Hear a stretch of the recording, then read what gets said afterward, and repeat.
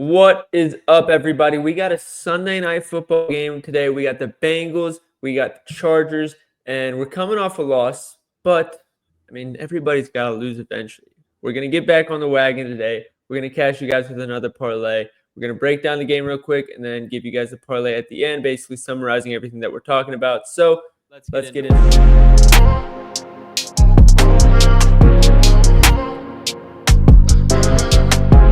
Welcome in, everybody. JJ, how we doing, my friend? I'm itching for another parlay win right here. Got the Dipset hoodie on over here. I'm ready to go. We got a good one today. We got a good parlay today. I feel like this is one of the ones where the ones that come the easiest to us, like we just look at the board and we're like, yeah, we know exactly what we're playing. This is one of those ones, and I feel like those reads are the strongest. So we'll get into it. We'll start with the Chargers offense. Justin Herbert, for those who haven't been watching, has actually been playing some ridiculous football. We've all known he's athletic, but he's never really used his legs, which he's doing now, and it's opened up a lot of plays once he's gotten out of the pocket. And he's really playing really good football, and I feel like not enough people are talking about it. Lad McConkey just keeps on getting better and better. Quentin Johnson has kind of revived his career, even though I know it's only his second year, but everybody was calling him a bust pretty quickly. Harbaugh's got this team humming. JJ, what are you seeing as far as the matchup goes? It definitely helps Quentin Johnson when they throw him a lot more screen passes, which is more of his game. He's a yak guy, so that makes sense there. But Bengals defensively, they're gonna play a lot of cover 1, 2, and 3. That's about like 70% of their coverages. So, from what we've seen, that's all Will Dissly. 28% target per out run, 1.8 yards per out run, and then like a 14% first reach here. So, he's been playing like 60 to almost 70% of the snaps the last 4 weeks. And then the biggest thing with him earlier in the season was when the other tight end, Hayden Hurst.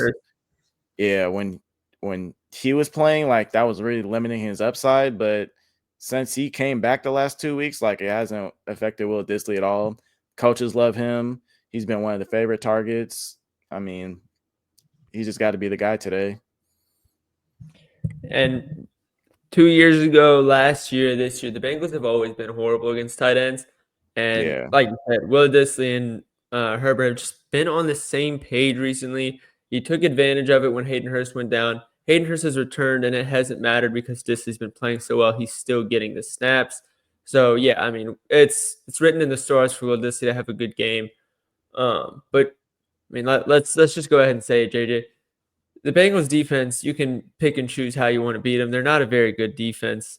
So, considering even though Will Dissly might be the best receiving target, as far as the rushing game, Gus Edwards came back. So, how are you making that split and the matchup for both of those guys? Yeah, it's a little bit of a knock on J.K. Dobbins, but it should help him in his efficiency. I don't think he could sustain that big workload throughout a full season for the injuries that he sustained throughout his career. But it is the Bengals. You can run on him, so there is some upside there for him to break some runs off. But it's not really something I really want to attack here with like a real edge. I think passing wise, I think even with the Chargers not having a real like true wide receiver one, it's gonna be more of like a passing game for them because Bengals are below average in DVOA against the middle of the field, deep and short. So it's like they can really pick and choose what they want to do. So if you want someone reliable, it's gonna probably be in the passing game rather than the running game here. Yep, I agree. And one thing that I think is worth mentioning is the Cincinnati run defense, while overall they're not great, for whatever reason against the inside zone run scheme, they're pretty solid. The good thing here is the Chargers don't really run an inside zone scheme, so they should be able to pick and choose how they want to beat the Bengals. You're talking about how Edwards being back is going to help Dobbins' efficiency. And yeah, it makes sense. The proof is in the pudding. If you go and look back, Dobbins' efficiency started to dip around the same time that Edwards went down and his usage started going up. So now that he'll have fresher legs, he's probably going to go back to being an efficient back. Let's get into the Bengals, though. T. Higgins does return this week. Chase Brown has pretty much taken over the full running back role. I know last week they traded for Khalil Herbert. We faded Chase Brown because of the bad matchup and Khalil Herbert. Khalil Herbert fumbled on his first touch, and I don't think we ever saw him again. So safe to say this is Chase Brown's backfield. Somebody was in the comments talking about Khalil Herbert being a good pass blocking running back. I remember that. Whoever told you that, go find them and make them apologize for lying to you. He's a horrible. That's the reason that he never became the RB1 in Chicago, is because he cannot pass block. Yeah, but regardless, he's never on the field for the passing downs in Chicago. No. It's probably why he was straight. And for a simple thing out there, just for anybody, just do your own research. It's not that hard. Takes a few seconds. Just quick Google search. You got a vast amount of resources out there.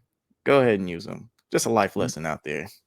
That goes to you too, Zach Taylor, because apparently Zach Taylor was the one who was applauding his pass blocking too. So yeah, can't say that I'm surprised. As long as we're talking about him. JJ, how are you evaluating the Cincinnati side of the ball? Chargers playing a lot of too high, and for what we know the last couple seasons, that is going to be T. Higgins. He leads when he played, so weeks 3 through 7 with Chase, he led the team in target share, led the team in yards per route run, and first read share. So they use Chase differently when he's playing, which is good. So that means T. Higgins is going to get a lot of the, like the little like possession type catches and stuff like that. So that's how they're going to use him here. And I mean, I really don't know who's going to be able to defend them. I mean, there probably gets like some big plays with Chase just because they are vulnerable to deep passes. But as far as volume, that's going to be all Chase or T. Higgins here. Yeah, and I mean, tight ends usually have success against them, but we know Mike Gesicki only does well when T. Higgins is out. When T. Higgins is playing, Joe Burrow doesn't really find reason to go to his tight ends for whatever reason, even though it's probably sometimes he should. But one thing that I didn't want to mention is after that Baltimore game, Jamar Chase went for like 270 yards. There was no T. Higgins. And I've always wondered if it was just the way they scheme their plays. Why is it that T. Higgins does so much better against too high? Like if they scheme their routes in a specific way that T. Higgins is better in. And Zach Taylor did make a good point. When T. Higgins is playing, teams are always going to try and bracket and double Jamar Chase. So when T. Higgins is playing, there's another good option that they can utilize and go to. When T. Higgins isn't playing, now instead of using Jamar Chase as, oh, we're going to use him to open the field up for our other really good receiver, it's, okay, we're going to try and scheme up designs and specific ways to get him open. So now that the reason that's important is because with too high, you're going to have a safety bracketing on pretty much both sides of the field, which is going to hurt Jamar Chase. So now that T. Higgins is back and the Chargers play too high, like you said, that is why T. Higgins excels so much, and that's why we should see him have another good game today. It's really just a matter of how healthy is he. I'm thinking he's going to be pretty healthy. Yeah, I mean, running on a slippery hill, I mean, I hope his hamstring is good. If anyone's seen that video. For those that missed the reference, there's a fantasy football analyst on Twitter that broke down basically the Bengals put out a video of players climbing up this like little 10-foot hill or something on the way to the practice field. And he says you can predict whether T. Higgins is playing by the way he runs up the hill. If he like walks or limps up the hill or like is like just dragging himself, he's not going to play. But if he sprints up the hill, you know he's playing. So sometimes even before the reports come out, he's like, oh yeah, T. Higgins is playing this week, guys. And he sprinted up the hill pretty fast this week. So that's what JJ is referring to. Yes. How do you like the running matchup for Chase Brown? I think it's something the Chargers are willing to give up, even though they have been decent defending. I mean, they're like after literally average. They're 16th in rush DVOA. Or no, 18th. So I mean, it's something they're willing to give up just for a simple fact to slow the game down. The Chargers like to play in a slow pace kind of game. That way they can kind of control everything. Their defense is willing to be out there for a while, but I mean, he's going to get the touches. It's just I don't know. It's kind of how they want to pick and choose how they want to attack this defense.